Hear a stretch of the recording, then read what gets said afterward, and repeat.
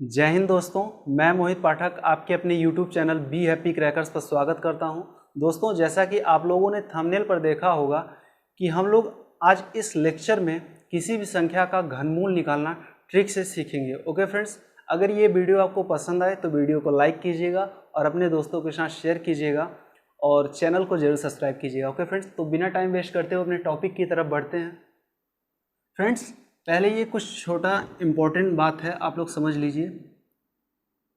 अगर कोई संख्या है 7, इनका आपस में मल्टीप्लाई कर दें तो हमें 343 प्राप्त होता है। ओके फ्रेंड्स, अब देखिए ये जो हमारा प्राप्त गुणनफल है, इनको हम जिस संख्या से मल्टीप्लाई किए हैं यानी कि 7 से, उस संख्या का घन कहते हैं यानी कि क्यूब कहते हैं। और जिस संख्या से यानी कि हमने जो 7 से मल्टीप्लाई किया है उसे प्राप्त गुणनफल का घनमूल कहते हैं यानी कि क्यूब रूट कहते हैं। ओके फ्रेंड्स, अब देखिएगा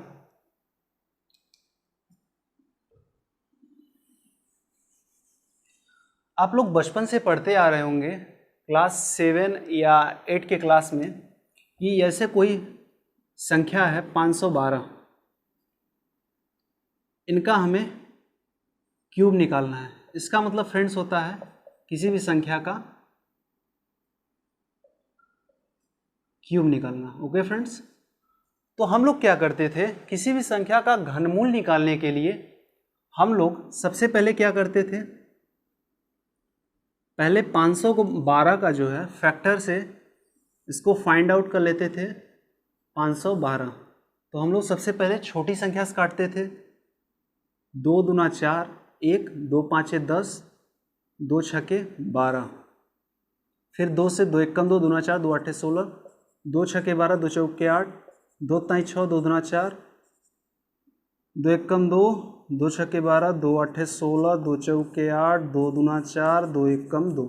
अब देखिए फ्रेंड्स, हम लोग क्या करते थे, देखिए 2 कितना बार है, 1 2 3 4 5 6 7 8 9, यानी कि 2 1 2 3 4 5 6 7 8 9, इसको हम ऐसे लिख लेते थे। ओके फ्रेंड्स, अब हम क्या करते थे, 3 का एक हम जोड़ा बना लेते थे।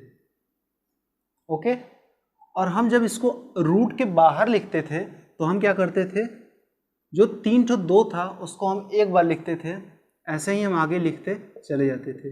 यानी कि हमारा आगे हो जाएगा 2 दूना 4 दूना 8, यानी कि हम लोग ऐसे फाइंड आउट कर लेते थे कि 512 का जो है घनमूल वो 8 है। या ओके फ्रेंड्स, ये आप लोग को हम पहले बेसिक से समझा रहे हैं ताकि आपके दिमाग में कोई भी कंफ्यूजन ना रहे। ओके फ्रेंड्स, तो हम लोग पहले बेसिक से ऐसे सीखते थे। ओके फ्रेंड्स, ऐसे किसी भी संख्या का घनमूल निकालते थे। आज के इस लेक्चर में हम लोग जो ट्रिक से निकालेंगे, इसका बताने का ये फंडा था कि आप लोग को जो बेसिक है वो कंसेप्ट आपके दिमाग में बना रहे, इसलिए हमने ये एक बार आपको करा दिया। ओके फ्रेंड्स, अब देखिएगा कि आज का जो हमारा ये ट्रिक है वो कैसे अप्लाई होता है। आप लोग अगर किसी भी एग्जाम की तैयारी कर रहे होंगे तो हमारा ये राय है कि आप लोग कम से कम 1 से लेके 30 तक का, 1 से लेके 30 संख्या तक का किसी भी संख्या का स्क्वायर जो है याद रखिएगा। और जो भी हमने ट्रिक से बताया है किसी भी संख्या का स्क्वायर निकालना, वो प्लेलिस्ट में आपको जाकर जरूर देखिएगा। हमने उसको पूरा बेसिक से कंसेप्ट समझाया है। और किसी भी संख्या का जो है क्यूब यानी कि घन, 1 से लेके कम से कम 15 तक आपको घन याद होना चाहिए दिमाग में। ओके फ्रेंड्स, दोस्तों आज जो हम ये ट्रिक बताने वाले हैं ये केवल परफेक्ट क्यूब रूट पर ही अप्लाई होगा। ओके फ्रेंड्स, नॉन परफेक्ट पर नहीं होगा, ये ध्यान रखिएगा आप लोग। ओके फ्रेंड्स, याद रखिएगा कि एग्जाम में केवल आपको परफेक्ट क्यूब रूट ही देगा। ओके, अब देखिए आप लोग तो 13 का क्यूब जानते होंगे कि 13 का क्यूब जो है 2197 होता है। अगर आपको एग्जाम में दे दे कि 2197 का आपको क्यूब फाइंड आउट करना है यानी कि क्यूब रूट फाइंड आउट करना है, घनमूल निकालना है, तो आप क्या करेंगे, इस ट्रिक से कैसे अप्लाई करेंगे ये थोड़ा ध्यान दीजिएगा। ओके फ्रेंड्स, पहले इसको समझ लीजिए, फिर आगे क्वेश्चन को हम सॉल्व करेंगे, फिर आपके दिमाग में कंसेप्ट बन जाएगा। ध्यान दीजिएगा कि स्टार्टिंग का जो 3 डिजिट है, स्टार्टिंग का जो 3 डिजिट है उनके नीचे हम ऐसे पाई लगा देंगे, जैसे हम लोग वर्गमूल फाइंड आउट करते थे। हमने आपको प्लेलिस्ट में बताया, देख लीजिएगा।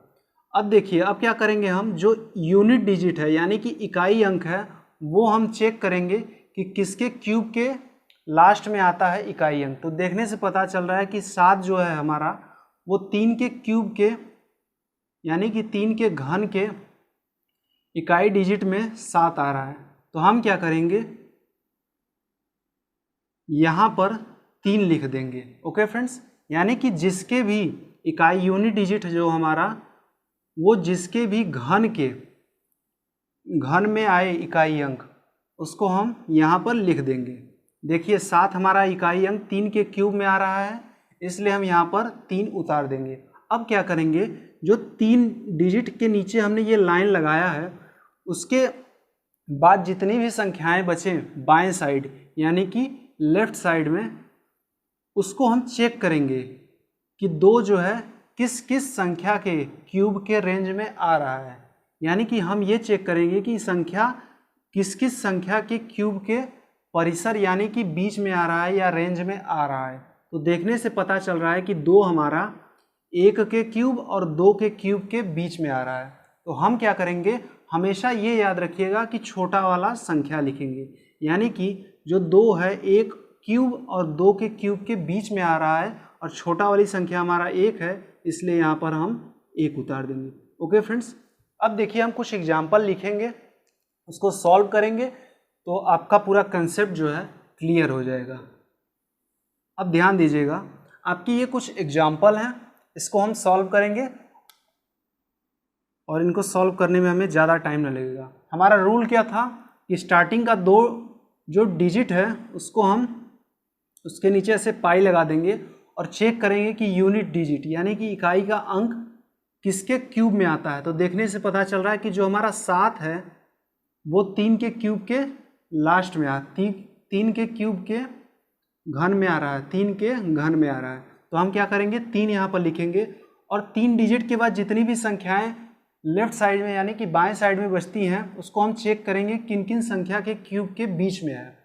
तो देखने से पता चल रहा है कि 148 हमारा 5 के क्यूब और 6 के क्यूब के रेंज में आ रहा है। तो हम क्या करेंगे, हमेशा छोटा वाला संख्या लिखेंगे, यानी कि 5 को लिखेंगे। ये हमारा आंसर। ओके फ्रेंड्स, ये छोटा सा ट्रिक था। अब देखिए हमारा अगला क्वेश्चन है 55, 13, 68। इसका हमें जो है घनमूल फाइंड आउट करना है। तो हम क्या करेंगे, स्टार्टिंग का 3 डिजिट ऐसे इसके नीचे पाई लगा देंगे, और यूनिट डिजिट यानी कि इकाई अंक जो है हमारा, उसको चेक करेंगे कि किसके क्यूब में जो है इकाई अंक 8 आ रहा है। तो देखने से पता चला जो हमारा 8 है वो 2 के क्यूब में आ रहा है इकाई अंक। तो हम क्या करेंगे, यहाँ पर 2 लिख देंगे।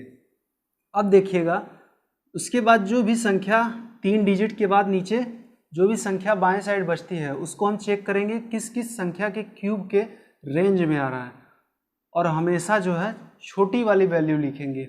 अब देखिए 551 देखिए चेक करने पर पता चल रहा है कि 8 के क्यूब और 9 के क्यूब के बीच में आ रहा है। ओके फ्रेंड्स, तो हम हमेशा छोटा वाला यानी कि 8 का क्यूब जो है यानी कि 8 को लिखेंगे। तो यहाँ हमारा 8 हो जाएगा। ये हमारा आंसर।